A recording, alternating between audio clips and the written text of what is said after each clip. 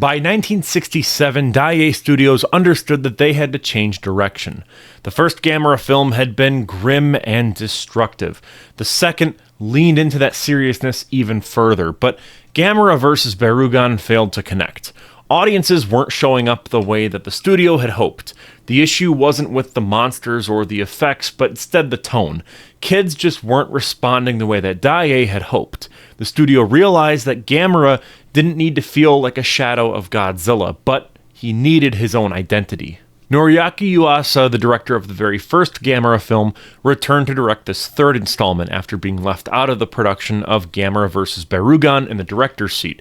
Instead, he directed the special effects work. He had always seen Gamera as a potential hero. The original film had ended with a note of tragedy, but Yuasa believed the character could grow into something more. He pushed for a version of Gamera that felt warm and protective. The studio agreed and gave him full control.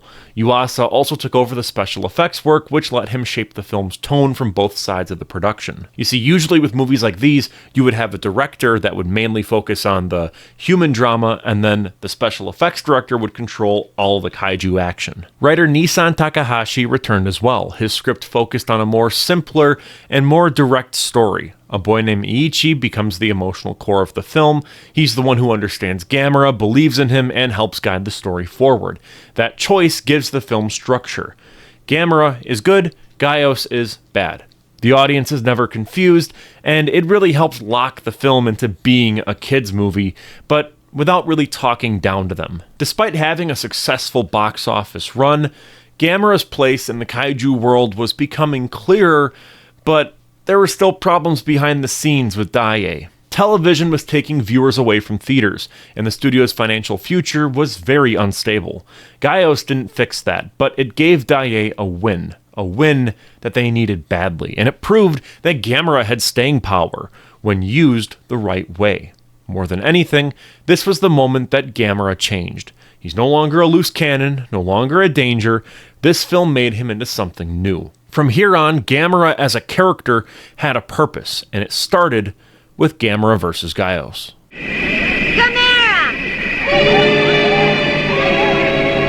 Really quick, I just want to announce that I will be attending G-Fest in Rosemont, Illinois on Sunday, July 13th. If you're planning to go, feel free to say hi. This will be my second time at G-Fest as a creator, and I'll be walking around most of the day checking out the panels and vendor booths. If you see me, don't be afraid to come up and say hi. Hope to see you there. A volcanic eruption draws Gamera to Mount Fuji, where he absorbs lava for energy. Nearby, a strange glow signals the awakening of Gaos, a massive bat-like creature with a supersonic beam. After eating a man and nearly abducting a child, Gaos battles Gamera, severely wounding him. As Gaos begins attacking cities and feeding on blood, scientists learn it is nocturnal and fatally sensitive to sunlight. A failed trap involving artificial blood leads the JSDF and villagers to set a massive forest fire, hoping to lure Gaos into a final fight. Gamera returns, withstands Gaos' beam, and forces a close-quarters battle at dawn. In the final moments, Gamera drags Gaos into Mount Fuji's crater, Gaos burns alive in the lava, and Gamera flies away, battered but victorious. Gamera vs. Gaos is where the series finally commits to an identity. The idea of Gamera as a friend to children had been introduced before, but only in a vague way. The first film mentioned it without doing much with it, and Gamera vs. Barugon ignored it completely. This time the concept is at the center of the story. Gamera actively protects a child and is framed as a hero rather than a destructive force. That shift gives the character direction and makes him feel distinct from Godzilla, who at the time was still being kinda goofy with Minya and being a hero, but he could still destroy every now and then and was a reluctant savior. Gamera, though, it's clear that he was here to save people, especially kids, and that clarity benefits the tone and the structure of the film. Even though this entry is more accessible for children, it doesn't feel empty or overly sanitized. There are real moments of danger, and the film establishes consequences early on. One of the first major action scenes shows a laser shooting from a cavern and slicing a helicopter in half. The passengers inside are killed instantly. It's a quick, brutal moment that signals the stakes of the story. The effects might not really be all too convincing, especially by today's standards, but the decision to include that scene, I think, shows a commitment to keeping the danger grounded. It's a balance that the film tries to maintain of having a lighter tone while there being an actual threat. It's difficult to pull off, and Gamera vs. Gyaos handles it better than many of the later Godzilla films that would aim for a similar child audience. That being said, though, the tone is a noticeable departure from Gamera vs. Barugon, which leaned way more into a somber and more mature atmosphere. Again, it struggled financially, so this new direction feels very reactive to that. Rather than returning to bleak storytelling, Gyaos retools the entire formula. There's still death and conflict and danger, but it does so in a way that's easier for kids to follow without turning the story into an outright cartoon. Gyaos is menacing and destructive, and his presence carries weight, and that really helps the pacing. There's always something at risk, and the film never loses sight of that. While I do miss the mood and weight of Barugon, this feels like a logical next step. The series is learning how to communicate with its intended audience. Gamera feels like a complete character now. He's not just reacting to events, he's making choices, and those choices come from a place of compassion.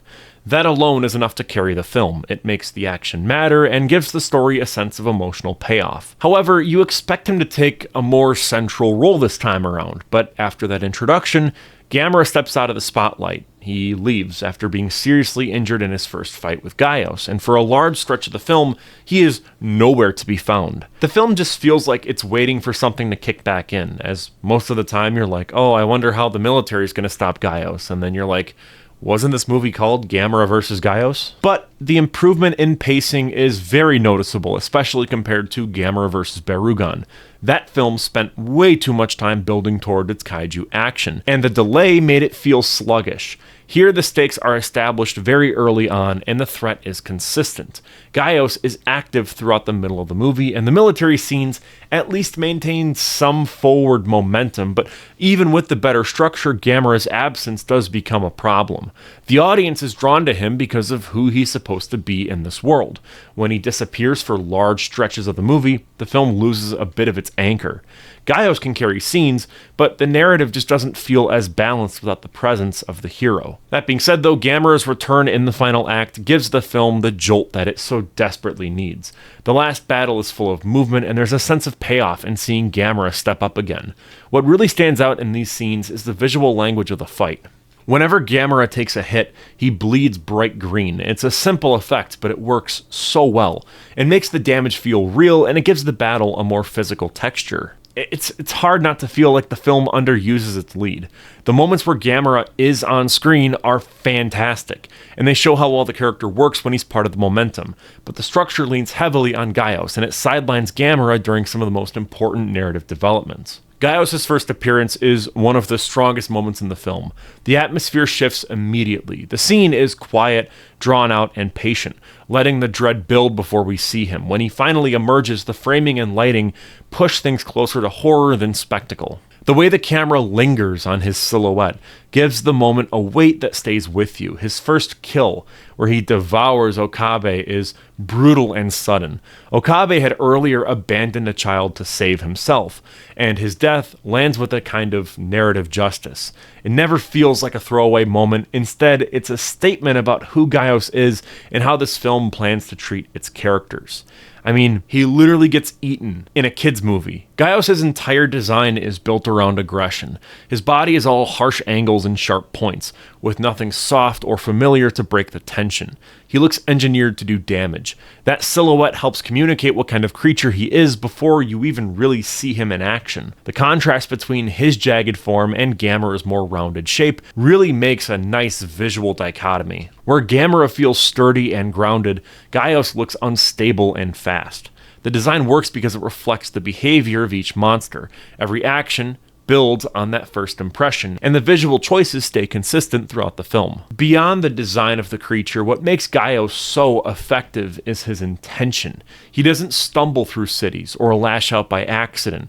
He's not a tragic figure. He targets people and follows through. There's a difference between a monster that causes destruction and a monster that causes harm. Gyaos looks for victims. He watches, selects, and then kills. That level of focus raises the tension of every scene that he's in, because the danger becomes way more direct, and the film is really strong for it. As a result, the human characters have to respond with urgency. Gyaos doesn't leave time for disbelief or debate. His attacks demand action, and the plot keeps moving forward because of that pressure. The effects work in Gamera vs. Gyaos shows a very clear step forward in execution. Several miniature sets are lit and staged with care, and the destruction sequences feel thoughtfully constructed. One standout moment comes when two workers look out a window and see Gyaos standing far in the distance. It's a very simple composition, but it captures the scale of the threat in a way that feels so grounded. That kind of shot reinforces the illusion that these monsters exist in the same world as the people reacting to them.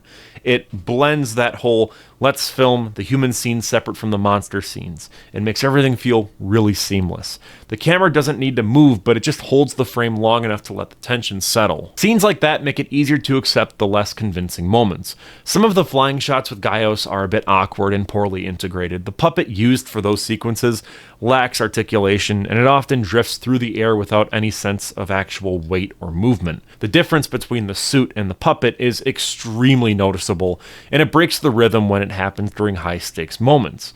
The aerial work doesn't ruin the film though, but I do think it draws attention away from the story whenever the model appears on screen for way too long. Even with those shortcomings, Gyaos' main rampage through the city is handled well. The scene where he flies low over a cluster of buildings and causes them to collapse has real energy to it. There's a strong visual rhythm to how the buildings fall one after the other, and the destruction feels focused rather than chaotic. The sequence is clearly influenced by Rodan, but the execution holds up. What sets this apart is Gyaos' behavior. The way he attacks civilians is just terrifying. The scenes of him eating people add so much purpose to the destruction. I've said this before, I love it when giant monster movies have a kaiju actually target people specifically, instead of just walking around the city and destroying buildings, because it makes it so much more horrifying for the human characters knowing, yeah, this giant monster wants to kill me specifically. And it works so well here with Gamera vs. Gyaos. I do think that the choice to stage this attack at night really makes the entire sequence all the more effective. The lighting design is so bold, with colorful signage and neon spilling across the frame. Many nighttime monster scenes from this era suffer from poor visibility, but that's just not the case here. I think a lot of that has to do with the fact that I'm watching this on the Arrow Video Blu-ray, and so it looks wonderful. Highly recommend you pick it up. And in this specific version of the film, the contrast is very clean, and the compositing is really good. It's better than I would expect, actually. Gyaos remains clearly visible in the dark, and the miniature sets look even more detailed under that lighting. It's one of the best looking sequences in the entire film, and it shows that the team knew how to use atmosphere to strengthen the action. However, the human characters in Gamera vs. Gyaos don't leave much of an impression. Their presence serves the plot without ever really shaping it. Iichi, the child at the center of the story, is passable as a protagonist. He doesn't annoy or distract, and he fits the tone of the film well enough. His main role is to support Gamera and to react with awe when the monsters appear. That kind of character works in a film that is aimed at younger viewers, but there's not much to engage with beyond surface level charm. He exists to give the audience someone to identify with, and the film doesn't expect much more from him. The rest of the cast falls even further into the background. Scientists explain Gyaos' biology, military officials attempt to coordinate counterattacks, a few townspeople offer some commentary, but these characters never really step outside of their functions. They are never really written with enough detail to be memorable. They move the story forward, but they don't offer much in terms of tone, theme, or conflict. This lack of investment is especially noticeable after Gamera vs. Barugon. That film treated its human plotline with serious attention and gave its characters a clear emotional arc. There was betrayal, survival, and an ongoing sense of consequence tied directly to human decisions, but here, the plot never slows down long enough to develop anything close to that. The pacing may benefit from that simplicity, but the emotional core suffers as a result. Again, I'm not asking for Godzilla -1 level like human storytelling, but I just wish that there was someone that we could follow through the chaos. Instead, the film relies entirely on Gyaos and Gamera to carry the entire weight of the narrative. It's not that the human characters are poorly written, it's that they're just thin and are cardboard cutouts to progress the story. The film never gives them room to grow, and the performances reflect that limitation. No one undermines the story, but no one strengthens it either. When Gamera vs. Gyaos was prepared for international release outside of Japan, the distributors took several different approaches to localization. The most immediate change was the title. For American television, the film was renamed to Return of the Giant Monsters. It stripped away any reference to Gamera in the title, likely to make it feel more accessible to audiences who were unfamiliar with the character at the time. Two main English dubs were created. The first was produced by American International Television for US broadcast, and it featured a new voice cast with English language signage replacing Japanese text, and a removed vocal theme song. This version also mispronounced Gamera consistently, which stuck out to even the most casual viewers. Despite the issues, this dub became the one most widely seen in the US throughout the 1970s. Daiei also had a separate dub made through Axis International in Hong Kong. This version was later picked up by Sandy Frank and released on VHS during the 1980s under the title Gamera vs. Gyaos, spelled G-A-O-S. The script was closer to the Japanese version, and it's honestly my favorite dub that exists for this film. Both dubs can be found on the Arrow Video Blu-ray box set, and if you're keen on watching this movie dubbed, then check out the Daiei one, and stay far away from the garbage AIT version. But of course, you could always just watch it subbed, which, I do anyways. To wrap everything up, Gamera vs. Gyaos marks a very odd but meaningful turning point where the series starts to settle into its identity.